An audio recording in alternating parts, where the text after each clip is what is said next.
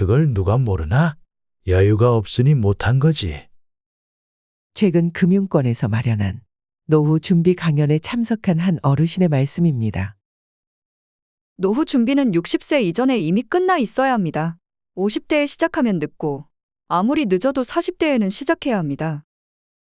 강사의 노후 준비에 대한 강의는 미처 노후 준비를 하지 못한 자신을 한심한 사람 취급하는 것 같아 강의 내내 어르신은 불편한 마음을 감출 수가 없었습니다.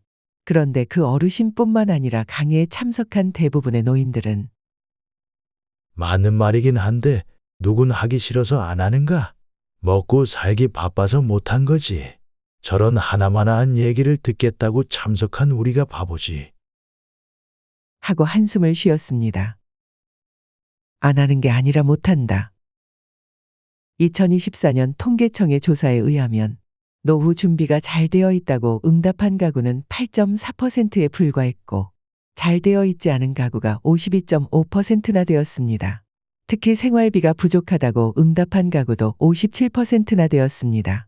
평균 수명이 늘어나면서 노후 준비에 대한 관심이 꾸준히 증가하는 추세에 있기는 하지만 아직도 만족할 만한 수준의 노후 준비는 턱없이 부족한 실정입니다. 그렇다면 왜 이런 일이 발생할까요? 한마디로 여유 자금이 없기 때문이지요. 지출에 비해 수입이 부족하기 때문입니다. 가난한 사람은 당장의 생활이 어려워 노후 준비를 할 수 없는 것입니다. 일반적으로 노후 준비는 노년기에 겪게 될 어려움에 대비하여 노후에 필요한 자원들을 마련하고 각자 원하는 노후 생활을 유지하기 위한 과정과 계획을 말합니다. 보통 사람들은 많은 돈을 가지고 편안하게 사는 것이 행복한 은퇴라 생각하지만 전반적인 삶의 가치와 마찬가지로 노후에 어떠한 일상이 행복한 것인지에 대한 기준은 사람마다 다양합니다. 하지만 중요한 것은 이러한 차이를 논하는 데에는 기본적인 생계유지의 보장이라는 전제가 필요하다는 것입니다. 기본적인 생계유지가 안 되는 상황에서 행복을 논하는 것 자체가 공허한 메아리처럼 들릴 수 있기 때문입니다. 젊은 시절의 노후 준비를 어렵게 하는 가장 큰 걸림돌은 집값, 자녀 교육비의 부담입니다.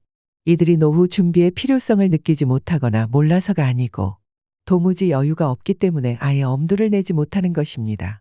어떤 사람들은 지출을 줄이라고 하지만 지출을 줄이는 데는 한계가 있습니다. 최저생계비라는 게 있습니다. 먹고, 자고, 생활하는 데 드는 최소한의 비용을 말하지요. 최저생계비에도 미치지 못하는 수입으로 어떻게 저축을 하고 노후 준비를 하겠습니까? 언감생심이지요. 성실하게 살았다고 다 잘 사는 것은 아니다. 지하철역에 가면 노숙자들을 어렵지 않게 볼 수 있습니다. 대부분 경제적으로 실패한 사람들이지요. 하지만 이 사람들이 세상을 열심히 살지 않았기 때문에 노숙자 신세가 되었다고 손가락질하는 사람은 많지 않습니다. 특히나 IMF를 겪어본 사람들은 절대 그런 말을 할 수 없을 것입니다. IMF 때 얼마나 많은 가정이 파산의 아픔을 겪었습니까?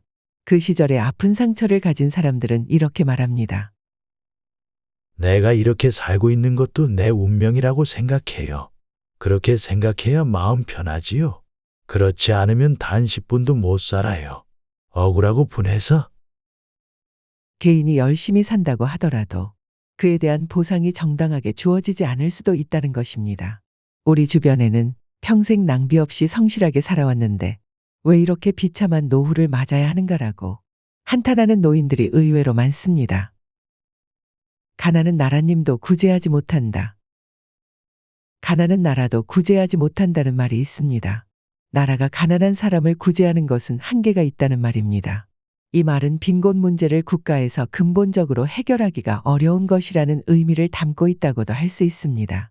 문제는 이 말을 아직도 많은 사람들이 맞는 말이라고 수긍하고 있다는 점입니다. 하지만 이 말은 틀려도 한참 틀린 말입니다. 나라님은 가난을 구제하라고 있는 존재이기 때문입니다. 한 나라의 부는 국민 구성원 전체의 기여가 있기 때문에 가능한 것입니다.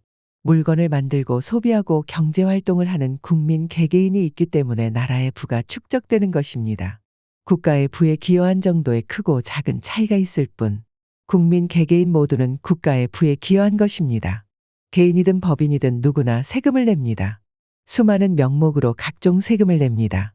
재산이 있으나 없으나 상관없이 내가 소비한 모든 물건에는 부가가치세도 붙습니다. 개개인 모두가 나라의 발전에 기여한 것입니다. 세계 경제 규모 11위 규모의 잘 사는 나라가 된 대한민국이지만 번화가에서 한 블록만 벗어나도 골목켜켜이 가난이 서 있습니다. 통계에 잡히지 않는 기초수급을 신청할 수 없는 법적으로 애매한 위치에 있는 사람들, 국가의 도움을 구하기 힘들어하는 사람들, 가난을 증명할 수 없는 사람들, 인간으로서의 품위는 고사하고 생명을 유지하는 것조차 어려운 처지에 있는 사람들이 지금 이 순간에도 바로 우리 곁에 존재하고 있습니다. 그렇기 때문에 국가와 우리 사회가 복지국가의 관점에서 빈곤층의 눈을 돌려야 하는 것입니다. 가난은 개인의 문제가 아니라는 것을 인정하고 노후 빈곤의 문제를 해결하기 위해 진정성을 가지고 국가와 사회가 적극적으로 나서야 하는 것입니다. 이제 가난은 나라님도 구제하지 못한다가 아니고 가난은 국가가 나서서 구제해야 한다로 바뀌어야 하는 것입니다. 100살까지 무병장수. 모두 행복하세요.